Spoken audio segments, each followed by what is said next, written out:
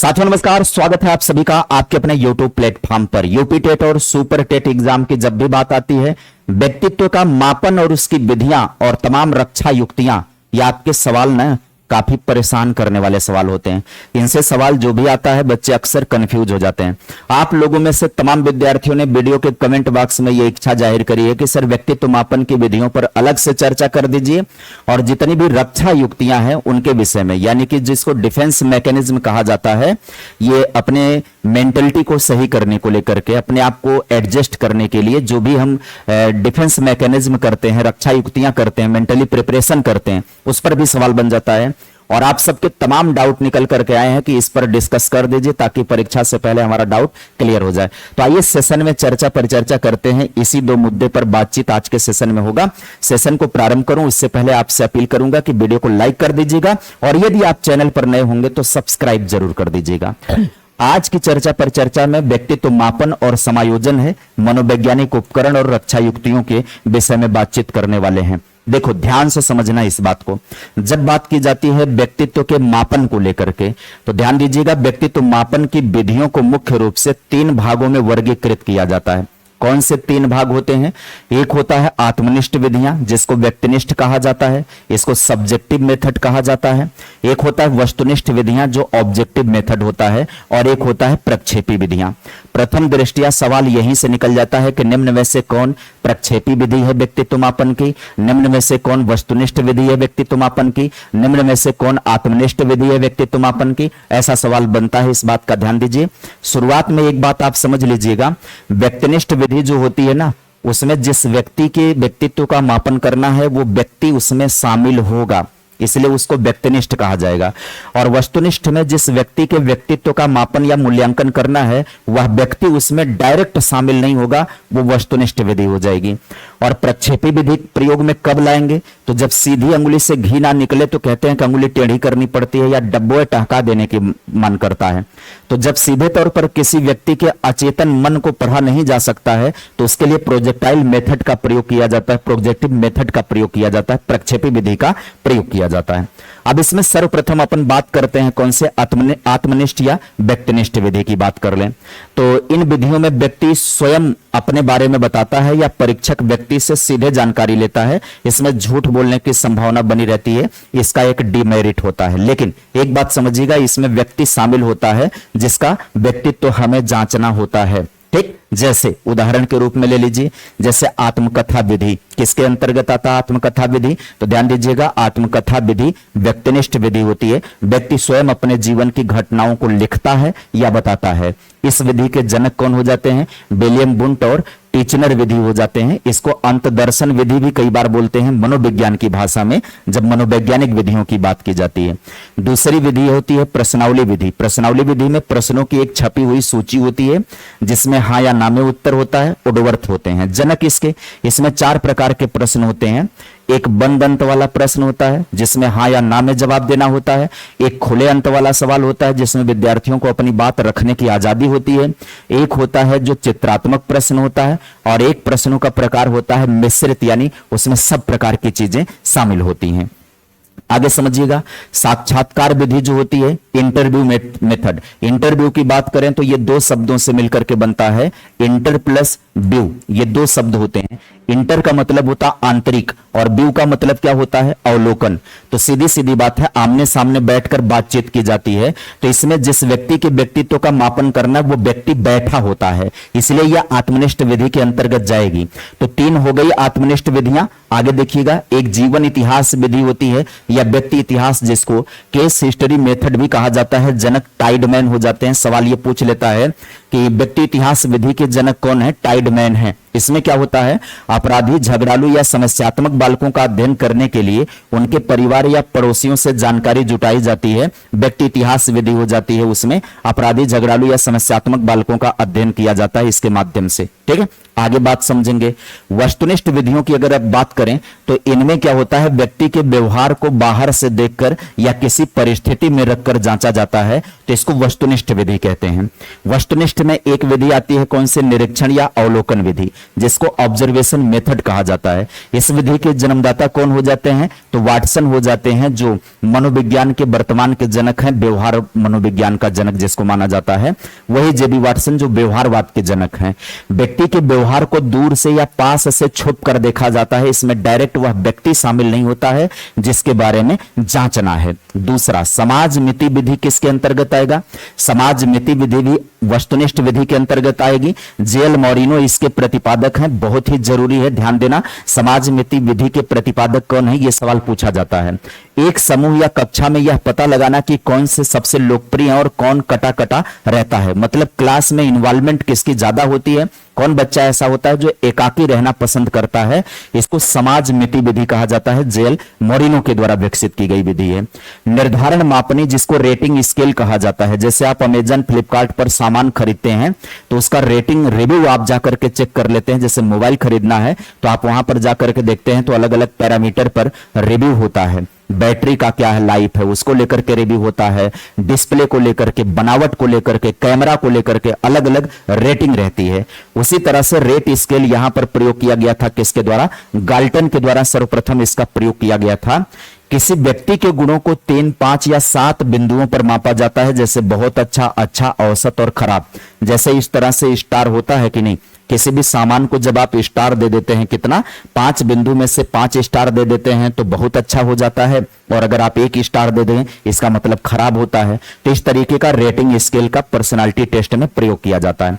UP TET का सबसे महत्वपूर्ण हिस्सा होता है प्रक्षेपी विधियों से सवाल पूछा जाता है। प्रोजेक्टिव मेथड के बारे में समझ लेते हैं।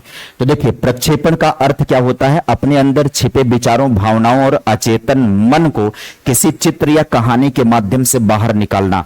तो प्रोजेक्टिव मेथड के माध्यम से जो अनकॉन्शियस माइंड होता है उसे पढ़ा जाता है। प्रोजेक्टिव शब्द का पहली बार प्रयोग फ्राइड के द्वारा ही किया गया था। प्रक्षेपण का मतलब होता है आरोपण करना, यानी कि जिसका सीधे तौर पर मूल्यांकन ना किया जा सके उसे किसी कहानी या चित्र पर आरोपित करके उसके अनकॉन्शियस माइंड के विषय में पढ़ा जाता है। इससे उस व्यक्ति के पर्सनालिटी का पता लगाया जा सकता है, क्योंकि अकॉर्डिंग टू फ्राइड अगर हम बात करें तो हमारे पर्सनालिटी का 90% हिस्सा कौन कंट्रोल करता है, हमारा अनकॉन्शियस माइंड कंट्रोल करता है। इसलिए अगर अनकॉन्शियस माइंड को पढ़ लिया जाए तो व्यक्ति के बारे में जान लिया जाएगा, ऐसा फ्राइड ने समझा। पीएटी परीक्षण के अंदर बात किया गया है तो प्रासंगिक अंतर्बोध परीक्षण में इतनी बातें हो गई कि हेनरी मुरे और मॉर्गन के द्वारा इसका प्रतिपादन किया गया है। 14 वर्ष से अधिक आयु के बच्चों और वयस्कों के लिए इसका प्रयोग किया जाता है। इसमें कुल बात करें अगर हम तो कुल कितने कार्डों का प्रयोग किया जाता है, तो इसमें कार्डों की संख्या 31 होती है, जिसमें 30 पर चित्र होते हैं और एक कार्ड कैसा प्रयोग में लाया जाता है, एक कार्ड सादा प्रयोग में लाया जाता है। अब बात कर लेते हैं कार्ड की स्थितियां कैसी कैसी होती हैं। तो 10 कार्ड जो होते हैं उस पर पुरुषों के चित्र बने होते हैं, 10 कार्ड ऐसे होते हैं जिस पर महिलाओं के चित्र बने होते हैं, और 10 कार्ड ऐसे होते हैं जिस पर दोनों के चित्र बने होते हैं। अब जिस व्यक्ति का व्यक्तित्व परीक्षण करना है, मान लीजिए किसी महिला का व्यक्तित्व परीक्षण करना है, तो उसे 10 कार्ड महिला चित्र वाले दिखाए जाएंगे और 10 कार्ड ऐसे दिखाए जाएंगे जिस पर दोनों के चित्र बने होते हैं और एक कार्ड सादा दिया जाएगा। किसी पुरुष के व्यक्तित्व का परीक्षण करना है तो 10 कार्ड पुरुष चित्र वाले दिखाए जाएंगे और 10 कार्ड दोनों वाले दिखाए जाएंगे, एक कार्ड सादा दिया जाएगा। इस तरीके से किसी एक व्यक्ति का व्यक्तित्व परीक्षण के लिए अधिकतम 21 कार्ड का प्रयोग किया जाता है और कार्ड दिखा करके कहानी लिखवाई जाती है। उसी कहानी के आधार पर व्यक्तित्व का निर्णय लिया जाता है। अगले पर बात करें तो अगला परीक्षण होता है सीएटी, चाइल्ड परसेप्शन टेस्ट, बाल अंतर्बोध परीक्षण। निर्माता कौन है इसके, लियोपोल्ड बेलाक ने इसका निर्माण किया हुआ है। 3 से 11 वर्ष के बच्चों के लिए इसका प्रयोग किया जाता है। इसमें कार्डों की संख्या कितनी होती है, 10 कार्ड होते हैं जिन पर जानवरों के चित्र बने होते हैं और ये वो जानवर होते हैं जो इंसानों जैसा व्यवहार करते हुए दिखाए जाते हैं। बच्चों को ये कार्ड दिखवाया जाता है, उस पर कहानी लिखवाई जाती है और उसी के आधार पर उनके पर्सनालिटी का विश्लेषण किया जाता है, मूल्यांकन किया जाता है। अगले पर बात करेंगे।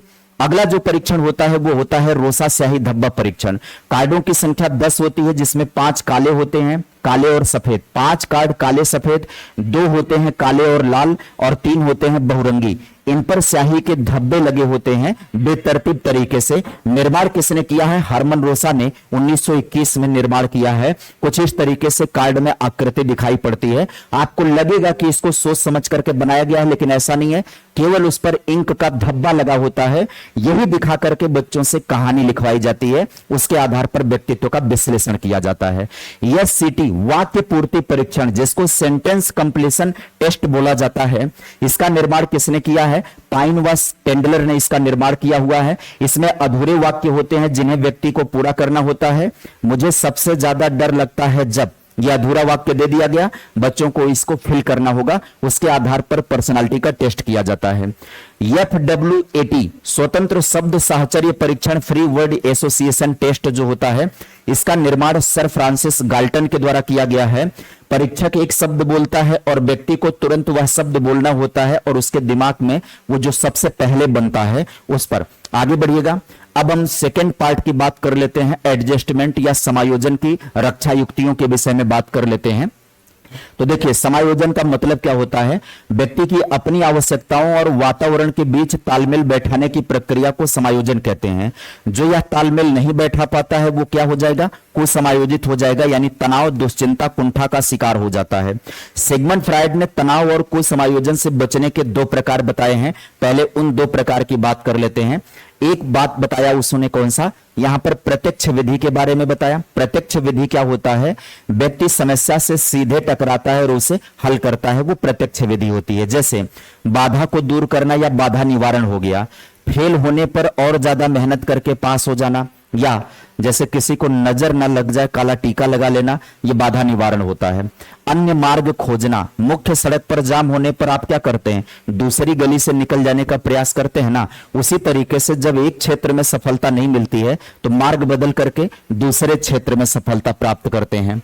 अगला प्रत्यक्ष विधि कौन सा होता है? लक्ष्य बदलना। आईएएस की परीक्षा पास ना होने पर शिक्षक की तैयारी में लग जाना, लक्ष्य प्रतिस्थापन हो गया। विश्लेषण व निर्णय का प्रयोग, सोच समझकर फैसला लेना। कब? जब हम द्वंद की स्थिति में आ जाते हैं, क्या करें क्या ना करें, ये कैसी मुश्किल हाय की कंडीशन आ जाती है, तब हम किस पर चले जाते हैं? तब हम विश्लेषण व निर्णय पर जाकर के एक फैसला पर चले जाते हैं। अब हम बात कर लेते हैं कुछ अन्य युक्तियों की। मस्तिष्क के 9 रक्षा कवच जो हैं, वो जो इनडायरेक्ट मेथड होते हैं, अप्रत्यक्ष विधि जो होती हैं, उनकी बात करें तो अप्रत्यक्ष विधियों में कौन कौन से हैं? तादात्म्यकरण हो गया, समन हो गया, दमन हो गया, क्षतिपूर्त हो गया, और फॉर्मुलेशन हो गया, युक्तिकरण हो गया, प्रक्षेपण हो गया, प्रतिगमन हो गया, और विस्थापन और मार्गांतीकरण हो गया। आइए एक एक विषय में एग्जाम्पल के साथ हम सबको देख लेते हैं। सबसे पहले बात करेंगे युक्तिकरण या औचित्य स्थापन, जिसको रेशनलाइजेशन बोला जाता है, कहा जाता है बहाने बनाना। ध्यान से समझिए, अपनी असफलता का दोष किसी और चीज पर थोप कर एक तार्किक बहाना बनाना, यह क्या कहलाता है? औचित्य स्थापन कहलाता है। जैसे लोमड़ी का कहना कि अंगूर खट्टे हैं, या परीक्षा में फेल होने पर छात्र का कहना कि paper he out of syllabus था, या हमारा पेन ही खराब हो गया, हमारी तबीयत ही खराब हो गई। ये होता है युक्तिकरण या औचित्य स्थापन करना। अगला होता है प्रोजेक्शन, प्रक्षेपण, यानी दूसरों पर दोष मढ़ देना, दूसरों पर थोपना। क्या? अपनी गलती, कमी या बुरे विचार को सीधा दूसरों पर डाल देना। उदाहरण क्या हो जाएगा? नाच न जाने आंगन टेढ़ा, या बेईमान आदमी को पूरी दुनिया बेईमान नजर आ जाती है। तो ये होता है प्रोजेक्शन का तरीका। ये हमारा व्यक्तित्व समायोजन का कौन सा होता है? प्रोजेक्शन होता है। एक होता है प्रतिगमन, रिग्रेशन, उल्टे पांव लौटना इसको कहते हैं। मतलब तनाव से बचपन के लिए वर्तमान स्थिति से पीछे लौटकर बचपन के स्तर का व्यवहार करना। इसको मैं सिंपली समझाता हूं कि 55 से बचपन में लौटना, 55 से बचपन में लौटना, ये आपको याद हो जाना चाहिए। 55 से बचपन में लौटना, इसको कहते हैं क्या? रिग्रेशन। अगला होता है विस्थापन। विस्थापन क्या होता है? गुस्सा कहीं और का कहीं और उतार देना। यह हमारे समायोजन का कौन सा तरीका होता है? विस्थापन। अपना गुस्सा या अपनी आक्रामकता किसी मजबूत व्यक्ति पर ना उतारकर उसे किसी कमजोर या निर्दोष व्यक्ति पर उतार देना, यह कहलाता है क्या? इसको कहते हैं अपन, ये डिस्प्लेसमेंट होता है। जैसे बास से ऑफिस में डांट खाने के बाद घर आकर के अपने बच्चों और अपनी पत्नी को पीटना, डांटना, ये होता है विस्थापन, इसको कहा जाता है। एक तरीका होता है मार्गांतीकरण, शोधन या उदात्तीकरण या उदारीकरण। इसमें क्या होता है? बुराई को भलाई में बदलना ये हमारा एक तरीका होता है। जैसे देखिए, अपनी बुरी, आक्रामक या असामाजिक प्रवृत्तियों को समाज द्वारा स्वीकार एक अच्छे काम में मोड़ देना यह सबसे अच्छी रक्षा युक्ति मानी जाती है। जैसे एक बेहद झगड़ालू और गुस्सैल बच्चे का बड़ा होकर बॉक्सर या पहलवान बन जाना, या तुलसीदास जी का अपने पत्नी के ताने सुन करके राम भक्त हो जाना, रामचरितमानस का निर्माण कर देना। आगे समझिएगा, क्षतिपूर्ति। क्षतिपूर्ति एक कमी को दूसरी जगह से पूरा करना होता है। मतलब किसी एक क्षेत्र की कमजोरी या हीन भावना को किसी दूसरे क्षेत्र में सफलता पाकर क्या करना, छिपाना होता है। जैसे जो लड़की पढ़ाई में कमजोर है उसका खेल कूद या डांस में मेडल में जीत लेना, है ना। अंधी होने के बावजूद रविंद्र जैन का महान संगीतकार बन जाना, ये क्या होता है, इसी को बोलते हैं क्षतिपूर्ति। किसी एक क्षेत्र में कमी है, उसको किसी दूसरे क्षेत्र से क्या कर ले, अपने व्यक्तित्व में मजबूती ला दें। एक होता है दमन, जबरदस्ती भुलाना जिसको कहते हैं।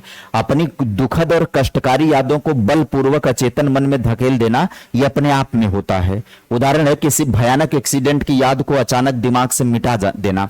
यह दमन करने का मतलब, मान लीजिए आपको शुगर है और आपका मिठाई खाने का मन कर रहा है, तो आप दमन ही करेंगे अपनी इच्छा का। क्या करेंगे, दमन ही करेंगे अपनी इच्छा का। समन की बात कर लें, जानबूझ करके भुलाना जिसको कहते हैं। किसी कष्टकारी विचार को जानबूझकर चेतन मन से अचेतन में ढकेलने का प्रयास किया जाता है। जैसे दिल टूटने के बाद या परीक्षा में फेल होने के बाद जानबूझकर उसके बारे में सोचना बंद कर देना। हाँ, तू याद न आया करो, प्रयास करते हैं कि जा सजना तुमको भुला दिया। ये होता है समन, जानबूझ करके हम भुलाने का प्रयास करते हैं। ये भी पर्सनालिटी का एडजस्टमेंट का एक तरीका होता है। तदात्मीकरण या आत्मीकरण की बात करें तो पहचान जोड़ना होता है। अपनी असफलताओं को छिपाने के लिए स्वयं को किसी प्रसिद्ध या सफल व्यक्ति या संस्थान के साथ जोड़ लेना। एक साधारण छात्र का यह कहना कि मेरे चाचा विधायक हैं, या खुद को किसी हीरो की तरह कपड़े पहनाना, ये क्या कहलाता है, ये अपने आप को किसी चीज से रिलेट करना होता है। अब दमन और समन में अंतर समझ लीजिएगा। दमन में जबरदस्ती भुलाना होता है, बलपूर्वक अचेतन मन में धकेल देना, यह अपने आप होता है। लेकिन समन में जानबूझकर भुलाया जाता है, जानबूझकर अपनी बुरी यादों को भूलने का प्रयास करना पड़ता है, इसमें उसको समन कहा जाता है। आगे ये है ओवरऑल टोटल अंतिम निष्कर्ष पर अगर आप आएंगे तो अंतिम निष्कर्ष आप सभी का ये है कि युक्तिकरण का मतलब बहाने बनाना हो गया, विस्थापन गुस्सा कहीं और उतारना, दमन जबरदस्ती भुलाना, प्रक्षेपण दूसरों पर थूपना, मार्गांतिकरण बुराई को भलाई में बदलना, समन जानबूझकर भुलाना, प्रतिगमन उल्टे पांव लौटना, क्षतिपूर्ति एक कमी को दूसरी जगह से पूरा करना। अब इस पर देखिए सवाल बन जाते हैं। सवाल कैसे बन जाते हैं, जैसे रोसा स्याही धब्बा परीक्षण में व्यक्तित्व मापन के लिए कुल कितने कार्डों का प्रयोग किया जाता है, तो आप उत्तर क्या देंगे, 31 कार्ड का प्रयोग किया जाता। सॉरी, रोसा स्याही धब्बा परीक्षण पूछ रहा ना, तो रोसा स्याही धब्बा परीक्षण में 10 कार्ड का प्रयोग किया जाता है। आगे देखिए, एक छात्र परीक्षा में फेल होने पर कहता है कि पेपर आउट ऑफ सिलेबस था या पेन सही से नहीं चल रहा था, तो कौन सी रक्षा युक्ति का प्रयोग कर रहा था, आप कमेंट बॉक्स में लिख करके इसका जवाब दीजिएगा। अपनी कमी को दूसरे पर थोपना।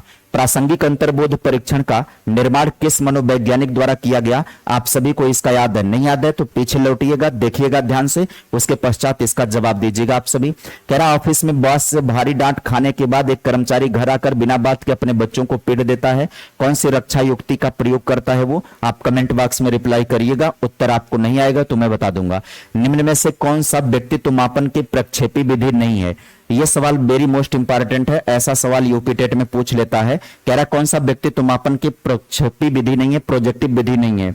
सीएटी है, टीएटी है, वाक्य पूर्ति है, समाज मिति किस में जाएगा, तो यह वस्तुनिष्ठ विधि के अंतर्गत जाएगा। अपनी गलती या बुराई को स्वीकार न करके उसका दोष सीधा दूसरों पर मढ़ देना, जैसे नाच न जाने आंगन टेढ़ा, यह क्या कहलाता है, तो आप इसका उत्तर दीजिएगा। एक अत्यधिक क्रोधी, झगड़ालू और आक्रामक प्रवृत्ति वाले बालक का बड़ा होकर एक सफल बॉक्सर या पहलवान बन जाना किस प्रकार का समायोजन है, उत्तर दीजिएगा। बाल अंतर्बोध परीक्षण का प्रयोग मुख्य रूप से किस आयु वर्ग के बालकों के व्यक्तित्व का मापन करने के लिए किया जाता है, आप जवाब दीजिएगा और इसको बेहद महत्वपूर्ण मान लीजिए। आगे बढ़िए। आगे कह रहा है कि एक वयस्क व्यक्ति का भारी तनाव की स्थिति में घुटनों के बल बैठकर अंगूठे चूसना या बच्चों की तरह फूट फूट करके रोना क्या कहलाता है, 55 से बचपन में लौटना। कह रहा पढ़ाई में बहुत ही कमजोर एक छात्रा का खेलकूद प्रतियोगिता में स्वर्ण पदक जीतकर अपनी हीन भावना को दूर करना, ये कौन सा कहलाता है, आप इसका जवाब दीजिएगा कमेंट बॉक्स में लिख करके। 10 सवाल हमने उससे रिलेटेड आपके सामने प्रस्तुत कर दिए हैं। सेशन कैसा लगा है कमेंट बॉक्स में लिख करके रिप्लाई जरूर करिएगा। 17-18 मिनट में आप सभी का इतना बेहतरीन टॉपिक हमने कंप्लीट कर दिया कि बहुत फास्ट हमने बताया, लेकिन उदाहरण दे दिया, इससे बात समझ में भी आप सभी को आ गई होगी। तो उम्मीद करेंगे वीडियो अच्छी लगी होगी, पसंद आई होगी, तो आप पसंद कर दीजिएगा। चैनल पर नए होंगे, अभी तक अगर सब्सक्राइब नहीं किया होगा तो कर जरूर लेना। मिलते हैं फिर किसी नई वीडियो में। Bye bye, take care, thank you.